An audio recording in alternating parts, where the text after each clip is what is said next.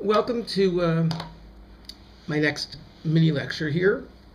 I'm going to talk now about the reproductive process and resistance during the Holocaust on the part of women. Reproductive choices were a form of resistance to the Nazis, and they investigated a woman's decision to bear or not to bear a child and influenced them by their assessments of the political situation as well as their most deeply held religious beliefs and secular beliefs about the meaning of life.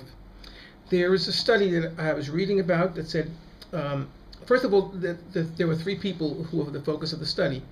But if we have to look first at the UN resolution that defines genocide officially, it is killing members of the group, causing serious bodily or mental harm to the members of the group, deliberately inflicting on the group the conditions of life calculated to bring about the physical destruction in whole or in part, imposing measures intended to prevent births from within the group, and forcibly transferring children out of the group to another group. Genocide, compared to other types of war, attacks women specifically in their role as child bearers and the ones who raise children. Policies intended to prevent births, such as involuntary abortions, sterilization, taking away and killing children, are seen as methods in the Holocaust. Women are seen as outright dangerous because they're seen as carriers of the next generation of undesirable people. Instead of a personal experience, it is seen, therefore, as a political, subversive act of resistance. The Nazis encouraged healthy German women to reproduce as defined on their terms and were matched up with what were considered good specimens of good Aryan men.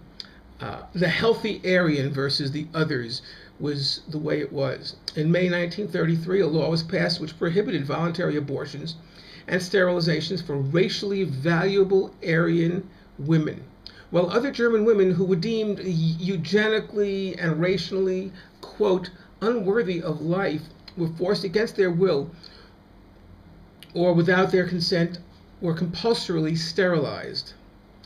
Voluntary abortions became unavailable. So-called eugenic abortions and sterilizations were mandated by the state. This was unprecedented. In 1942, a new law was passed that stated that no more applications for sterilizations of Jews need to be made, a chilling hint that the extermination of the Jews had been determined at the Wannsee Conference in January of that same year, 1942. Once the final solution was officially initiated, Jewish mothers seem to have been targeted for extermination with a special vengeance on the part of the Nazis. Data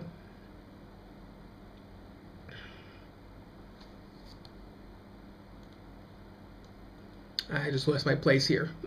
It's okay. There we are.